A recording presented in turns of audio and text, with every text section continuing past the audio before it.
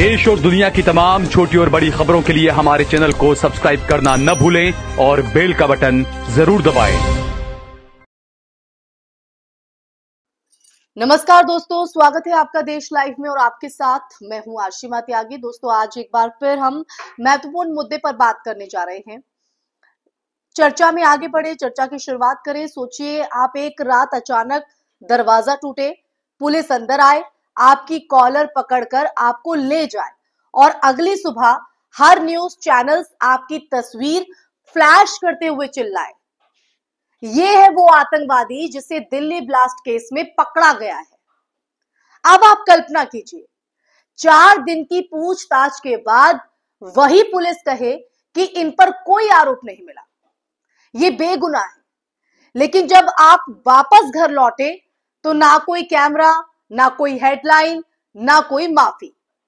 यही कहानी है डॉक्टर फारूक की, एक ऐसी कहानी जिसे मीडिया ने आधा सुनाया, आधा छुपा दिया और सच को टीआरपी की कब्र में दफना दिया, हमेशा की तरह।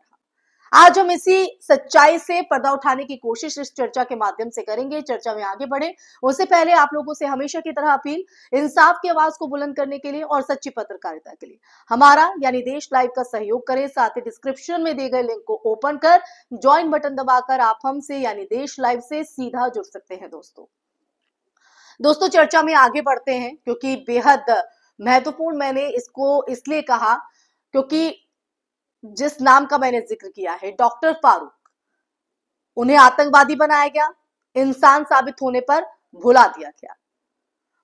दिल्ली ब्लास्ट केस में हापुड़ के जीएस मेडिकल कॉलेज से डॉक्टर फारूक को ऐसे उठाया गया, दोस्तों, ऐसे उठाया गया जैसे कोई हाई प्रोफाइल आतंकवादी पकड़ा गया हो।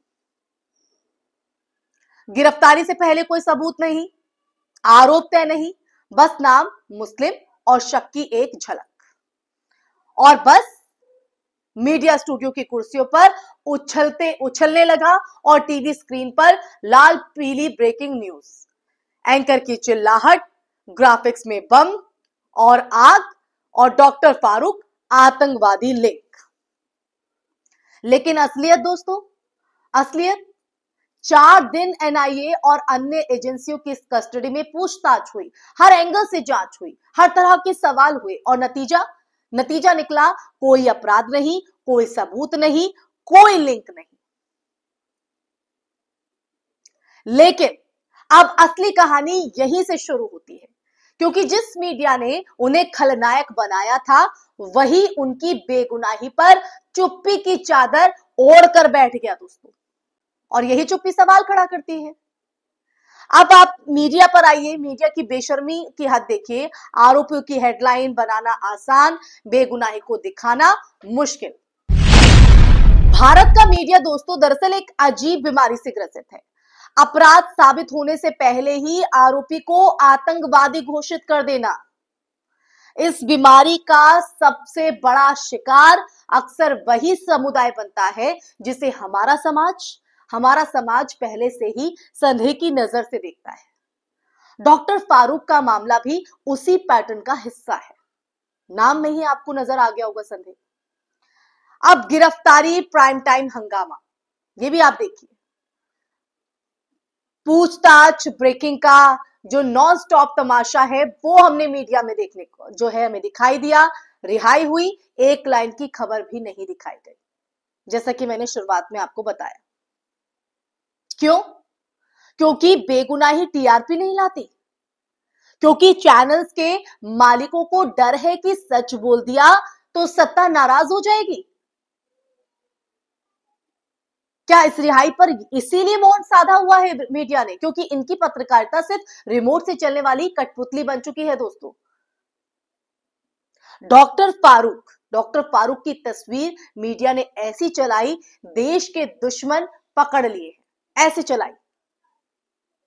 लेकिन जब वही डॉक्टर बेदाग साबित हुए, वही मीडिया गूंगा, बहरा, अंधा बन गया। जिस चौथी कौम पर लोकतंत्र खड़ा है वही सबसे कमजोर ईंट बन चुकी है। लोकतंत्र का चौथा स्तंभ मीडिया को कहा जाता है। कहां है वो मीडिया, कहां है वो पत्रकारिता? इन तमाम चीजों के बीच सवाल मीडिया से है। अगर अपराध साबित नहीं हुआ तो आपने किस अधिकार से आतंकवादी कहा? किसी भी कानूनी प्रक्रिया में दोस्तों आरोपी को प्रिजम्पशन ऑफ इनोसेंस यानी पहले बेगुनाह बाद में अपराधी माना जाता है। लेकिन भारतीय मीडिया का नियम जो है वो उल्टा है। पहले आतंकवादी बना दो और बाद में देखेंगे कि क्या होता है। आप न जाने कितने ऐसे मामले हैं। मीडिया ये नहीं समझता कि उसकी एक हेडलाइन किसी की नौकरी, करियर, परिवार, सम्मान सब कुछ बर्बाद कर सकती है। और हुआ भी है ऐसा। डॉक्टर फारूक मेडिकल कॉलेज में पढ़ाते थे, समाज में सम्मानित चेहरा थे। एक गलत ब्रेकिंग न्यूज ने उनका सामाजिक चरित्र नेशनल टीवी पर तार तार कर दिया, नंगा कर दिया। क्या कोई चैनल उनकी छवि वापस लौटा सकता है? क्या कोई एंकर माफी मांगेगा? नहीं, क्योंकि इस देश में झूठ बेचने वालों के लिए इनाम है और सच बोलने वालों के लिए सजा है। आज ये तस्वीर चल रही है देश के अंदर। दोस्तों, लोकतंत्र की अगर बात करें तो लोकतंत्र जो कि हमारी पहचान है, उसकी सबसे बड़ी त्रासदी यही है, मीडिया सरकार की भाषा बोलने लगा है। यही सबसे बड़ी त्रासदी है। आज मीडिया का काम सत्ता से सवाल पूछना नहीं है, सत्ता की कहानी को दोहराना रह गया है। वो मनगढ़ंत कहानी जो किसी भी एक शख्स की सिर्फ नाम से, धर्म से जिंदगी बर्बाद कर सकती है। डॉक्टर फारूक का केस सिर्फ एक मिसाल नहीं है, बल्कि खतरनाक पैटर्न है। जिस पर शक हुआ उसका नाम और चेहरा लाइव। क्या आपने कभी इससे पहले होते हुए देखा था ऐसा? जांच पूरी होने से पहले पब्लिक ट्रायल, बेगुनाही साबित हुई तो चुप्पी, कोई फॉलो अप नहीं, कोई सफाई नहीं, कोई माफी नहीं। कहां का न्याय है ये और कौन सा सच है ये? और ये पूरी प्रक्रिया जनता के दिमाग में एक चीज भर देती है, मुस्लिम नाम हो तो शक जायज है। और ये सिर्फ पत्रकारिता की गलती नहीं है, ये सामाजिक पूर्वग्रहों को पेट्रोल डालकर आग बना देने वाली हरकत भी है जो लगातार हो रही है, समाज को खराब कर रही है। असली मुद्दा इस चुप्पी की कीमत कौन चुकाता है, ये होता है दोस्तों। ये मुद्दा है, कौन चुकाता है? डॉक्टर फारूक सिर्फ एक इंसान नहीं है, वो हर उस नागरिक का प्रतीक भी है जिसे बिना सबूत, बिना प्रक्रिया के, बिना किसी जांच पड़ताल के मीडिया अदालत ने दोषी करार दे दिया।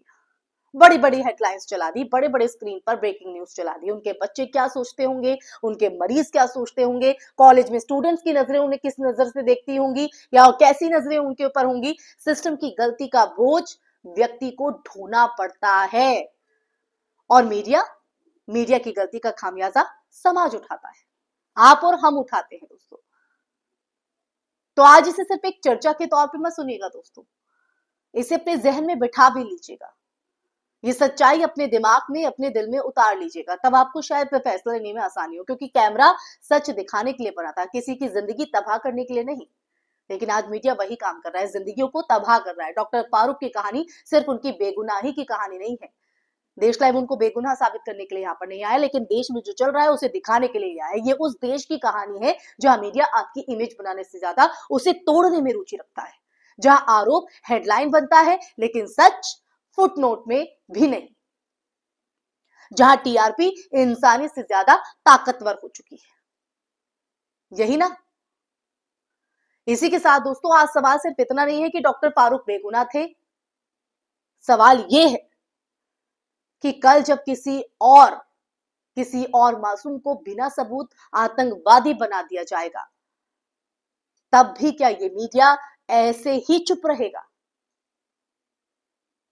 इसलिए मैं आप लोगों से कहती हूं कि आपने सुना होगा जागो ग्राहक जागो, तो जागो जनता जागो। वक्त आ गया है कि हम टीवी स्क्रीन पर चमकती हुई हेडलाइन पर आंखें मूंद कर भरोसा ना करें, कतई भी ना करें।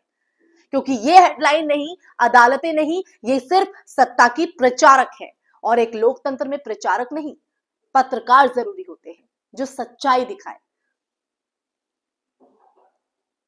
इसी के साथ इस चर्चा में फिलहाल के लिए बस इतना ही दोस्तों। ये चर्चा आपको कैसी लगी कमेंट बॉक्स में कमेंट करके जरूर बताइएगा, अपनी राय जरूर साझा कीजिएगा।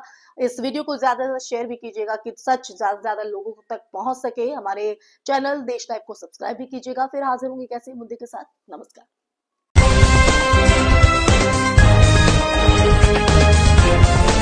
देश और दुनिया की तमाम छोटी और बड़ी खबरों के लिए हमारे चैनल को सब्सक्राइब करना न भूलें और बेल का बटन जरूर दबाएं।